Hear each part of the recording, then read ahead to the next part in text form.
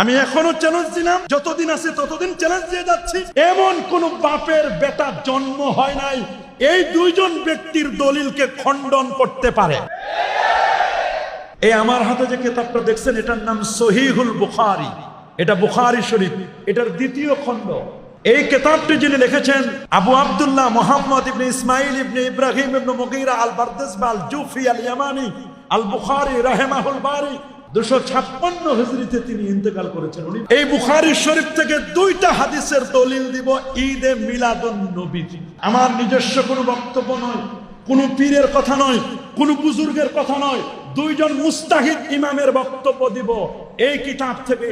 যারা ঈদে মিলাদুন নবীর দলিল দিয়েছে এমন কোন মায়ের সন্তান নাই, এমন কোন বাপের বেটা জন্ম হয় নাই এই দুইজন ব্যক্তির দলিলকে খণ্ডন করতে পারে। আমি এখনো চ্যালেঞ্জ দিলাম, যতদিন আছে ততদিন চ্যালেঞ্জ দিয়ে যাচ্ছি। দুইটা দলিল আমি দেই নাই, কোন মসজিদের ইমাম দেন নাই। এই দলিল দুইটা দিয়েছেন কোন মসজিদের ইমাম নয়, মুজতাহিদ ইমাম, যাদের লক্ষ হাদিস মুখস্থ ছিল। এমন পণ্ডিত বুখারী শরীফের ব্যাখ্যা লিখেছেন ফতুহুল বারী আলা শারহে সহিহুল বুখারী।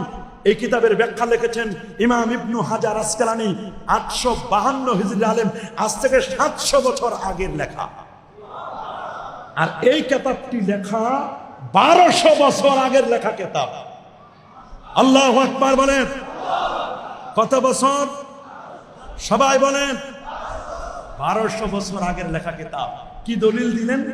দলিল দিলেন যে আল্লাহর নবী সাল্লাল্লাহু আলাইহি সাল্লাম, বুখারী শরীফের হাদিস 4801 নম্বর হাদিস, আল্লাহর নবী মদিনা শরীফে গেলেন।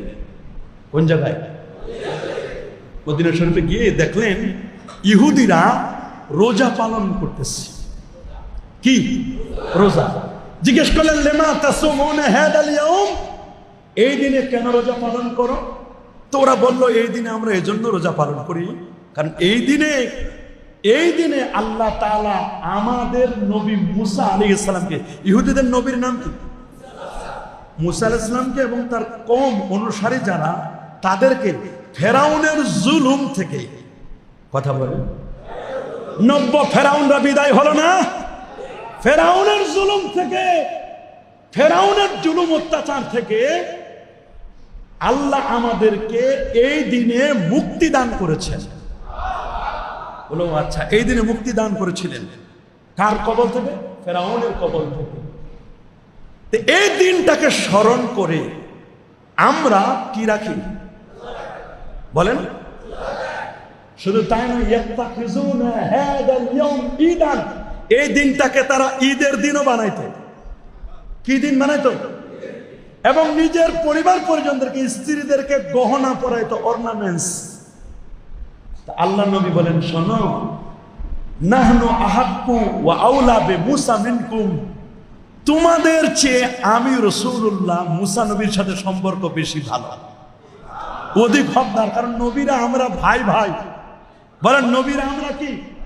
মুসা নবী কালিমুল্লাহ, আমি হলাম হাবিবুল্লাহ।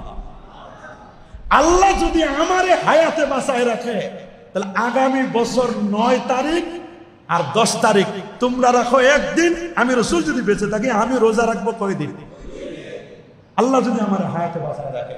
এখন এই হাদিসটা হাফেজ ইমাম ইবনু হাজার আসকালানী রাহমাতুল্লাহ আলাইহি তিনি হাদিস এনে বলেছেন আল আজবিবাতুল মারদিয়া, এই কিতাবের 1117 1118 দুইটা পৃষ্ঠায়।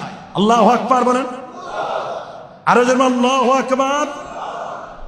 এই পৃষ্ঠায় এনে তিনি প্রমাণ করে দিয়েছেন, আল্লাহু আকবার বলেন, তিনি প্রমাণ করছেন। কি প্রমাণ করছেন? তিনি বলছেন ফায়ুস্তাফাদু মিনহু ফিলুশ শুকরি লিল্লাহি আলা মা মান্না বিহি ফি ইয়াউমিন মুআয়্যানিন মিন ইসদাই নিমাতিন আও দাফে নিকমাতিন। তিনি বলছেন যদি কোন নির্দিষ্ট দিনে আল্লাহ তাআলা কোন নিয়ামত প্রদান করেন কিংবা মুসিবত উঠিয়ে নেওয়ার মাধ্যমে অনুগ্রহ করেন, তখন সেই বিষয়ে আল্লাহ তাআলার শুকরিয়া জ্ঞাপন করা যাবে এবং প্রতি বছর ঠিক এই দিনে অনুরূপভাবে শুকরিয়া আদায় করা যাবে। আর আল্লাহ তাআলার শুকরিয়া আদায় হয় বিভিন্ন ইবাদতের মাধ্যমে, যেমন সেজদা, রোজা, পবিত্র কোরআনের তেলাওয়াত ইত্যাদি। আর রবিউল আউয়ালের সেই দিনে নবী সাল্লাল্লাহু আলাইহি ওয়াসাল্লামের আগমনের নিয়ামতের চেয়ে উত্তম নিয়ামত আর কি হতে পারে? আল্লাহু আকবার বলেন। যে আল্লাহ তাআলা তোমাদেরকে নিয়ামত দান করেছিলেন। কোন নিয়ামত? যে ফেরাউনের কবল থেকে মুক্তি দিয়েছিলেন, এটা একটা নিয়ামত। তো বলো, তোমরা যদি এই নিয়ামতে প্রতি বছর আমরা আশুরা রোজা রাখি না, অনুষ্ঠান করি না? আল্লামা ইবনু হাজার আসকালানী বলেন, বলো তো নবীর চেয়ে বড় নিয়ামত আর কি হতে পারে? ফেরাউনের কবল থেকে একটু আল্লাহ তোমাদেরকে নিয়ামত দিয়েছেন, আযাব উঠাই নিয়েছেন, এটারে যদি তোমরা স্মরণ করতে পারো, তাহলে আমার নবীকে কোটি কোটি বার স্মরণ করা যায়। এটা উনি বুখারী থেকে হাদিস দলিল দিয়েছেন। আল্লাহু আকবার বলেন। আরে আল্লাহু আকবার। উনি আরেকটা হাদিস দলিল দিয়েছেন সহিহ বুখারী থেকে, 5101 নম্বর হাদিস, কিতাবুন নিকাহ। সুবহানাল্লাহ। উনি শুধু বুখারী থেকে দিয়েছেন। ক্বালা উরওয়াতু, হযরত উরওয়া বলেন, ওয়া সুয়াইবিয়াতু মাওলাতু লিআবি লাহাব, সুয়াইবিয়াতু মাওলাতু লিআবি লাহাব, আবু লাহাবের দাসী সুয়াইবিয়া, যিনি রাসূলুল্লাহকে দুধ পান করিয়েছিলেন। আল্লাহু আকবার বলেন। সেই আবু লাহাবের দাসী সুয়াইবিয়া, সে বলছে যে আব্বাস ইবনে আব্দুল মুত্তালিব, রাসূলুল্লাহর চাচা যান আব্বাস রাদিয়াল্লাহু আনহু, তিনি স্বপ্নে দেখলেন। কি স্বপ্ন দেখলেন? যে চাচা, কবরের কি খবর? কবরে আমি তো বললেন কাট্টা কাফের আবু লাহাব, তাব্বাত ইয়াদা আবি লাহাবি ওয়া তাব্বা। আপনি তো মরছেন, তো কবর কেমন ব্যবহার করছে আপনার সাথে একটু বলেন তো। বলল, বেশাররে হিবাতিন, কবর আমার খবর করে দিয়েছে। কবর আমার দুই দিক থেকে চাপ দিয়ে কবর আমার খবর করে দিয়েছে।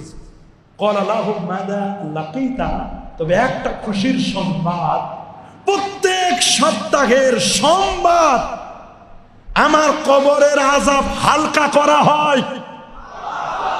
আরো জোরে বলেন।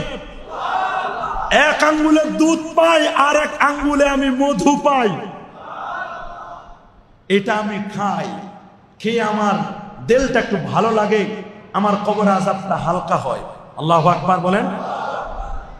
এই হাদিসটাকে কেন্দ্র করে আল্লামা জালালউদ্দিন সুয়ুতি, ওনার লেখা কিতাব এখানে আছে, আল হাবিউলিল ফতওয়া।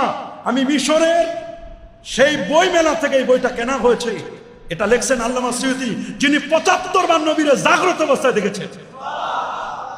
লিখেছেন ইমাম সাখাবী 902 হিজরির আলেম, এত বড় পণ্ডিত, তিনি এই হাদিসটা দিয়ে প্রমাণ করছেন।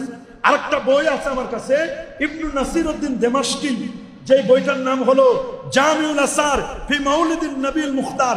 এই বইটা আমি এবার দেখলাম মক্কা শরীফ মদিনা শরীফের লাইব্রেরিতে খুঁজে পাইলাম 8 খণ্ডে। এটাও মিশর থেকে কেনা। আল্লাহু আকবার বলেন। উনি প্রমাণ করে দেখাই দিলেন, অবাক করার মতো।